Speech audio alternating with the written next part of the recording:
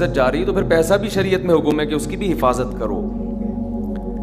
دنیا مسافر خانہ ہے. میں بار بار بیان میں کہتا ہوں, میں کیا کہتا ہوں, قرآن کہتا ہے, لیکن اس کا مطلب یہ نہیں ہے کہ اس میں چیزیں پھینکنا شروع کر دو آپ کہ یار ویسے ہی گزر جائے گی تو کوئی بات نہیں, اڑا دو, ختم کر دو, مر جائیں گے تو ویسے ہی ختم ہو جائے گا. تو مر جائیں گے تو ختم ہوگا, لیکن اس سے پہلے ختم ہو گیا تو ٹائم سے پہلے مر جائیں گے. سمجھ رہے ہیں؟ اعتدال ہے نا اسلام میں, نہ ان چیزوں سے دل لگاؤ. سورہ بنی اسرائیل کی کیسی بہترین آیت ہے. آج میں سفر سے آیا ہوں تو میری سیٹنگ بھی تھوڑی سی آؤٹ ہے کیونکہ میں سویا نہیں ہوں پوری رات. تو قرآن کے الفاظ دیکھیں, لا تجعل یدک مغلولۃ الی عنقک, نہ تو اتنے کنجوس بن جاؤ کہ اپنے ہاتھوں کو گردن سے باندھ لو, ولا تبسطها کل البسط, اور نہ اپنے دونوں ہاتھوں کو ایسے پھیلا کے اڑانا شروع کر دو. وابتغ بین ذلک سبیلا, ان دونوں کے درمیان اعتدال والا راستہ اختیار کرو.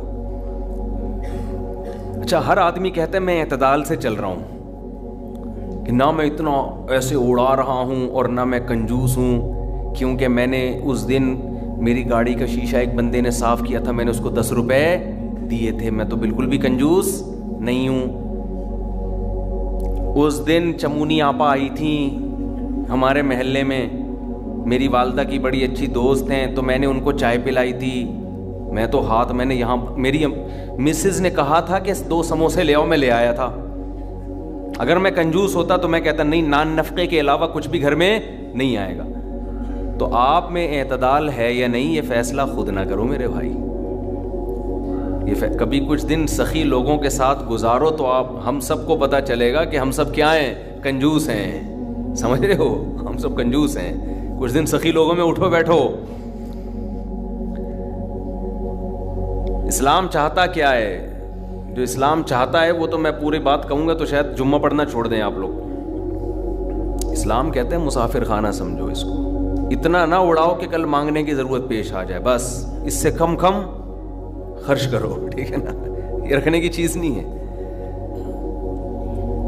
لیکن ہم یہ نہیں, ہم نے تو کتنے سالوں کا جمع کر کے رکھا ہوا ہے, جمع ہوتا جا رہا ہے, ہوتا جا رہا ہے, ہوتا جا رہا ہے, پلاٹ کی شکل میں, گولڈ کی شکل میں, دکانیں, پھر پراپرٹی, ہوتے ہوتے ہوتے. کمال کی بات یہ, اسلام کمانے سے منع نہیں کر رہا, جمع کرنے سے منع کر رہا ہے. اور ہم نے دینداروں کو دیکھا ہے کمانے کی زیادہ کوشش نہیں کر رہے, جمع زیادہ سے زیادہ کر رہے ہیں. عجیب بھائی, ارننگ بڑھاؤ, اپنی ڈبل کر دو, اس میں فائدہ ہے. مسلمان پاورفل ہوگا تو اسلام ترقی کرے گا. تو کہتے ہیں نہیں یار میری آمدن مہینے کی اتنی ہے تو مجھے کیا ضرورت ہے.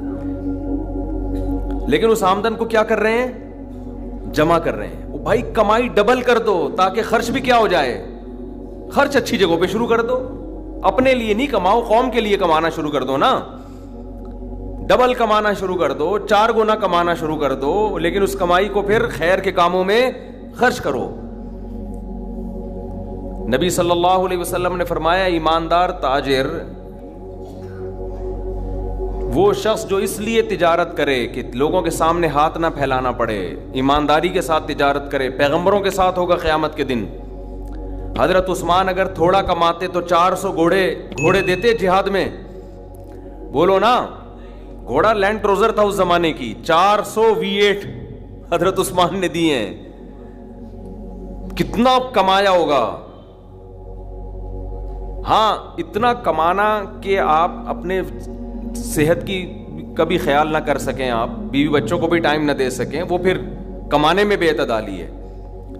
کمانے کا ایک حد تک آپ کے ٹائم اور جسم سے تعلق ہے, اس کے بعد کھوپڑی سے تعلق ہے. کھوپڑی نہیں استعمال کر رہا, گدھا بنا ہوا ہے, محنت بہت کر رہا ہے.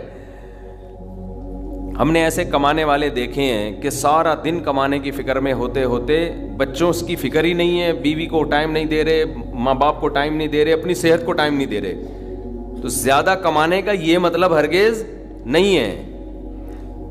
زیادہ کمانے کا مطلب یہ ہے کہ کمانے میں ٹائم تو آپ نے اتنا ہی دینا ہے جتنا آپ کی صحت اجازت دیتی ہے. نماز کا ٹائم نکلے, تہجد کا ٹائم نکل جائے, تسبیحات تلاوت کا ٹائم نکلے اس میں آپ کے لیے, کچھ اللہ کا ٹائم بھی نکلے, کچھ دین کی تبلیغ کا ٹائم بھی نکلے, کچھ پڑھائی کا ٹائم بھی نکلے. ویڈیو نہیں بنائے بھائی, یہاں لکھا ہوا ہے نا, کچھ پڑھائی کا ٹائم بھی نکلے. یہ تمام چیزوں کا ٹائم نکلنے کے ساتھ ساتھ پھر کمانے کو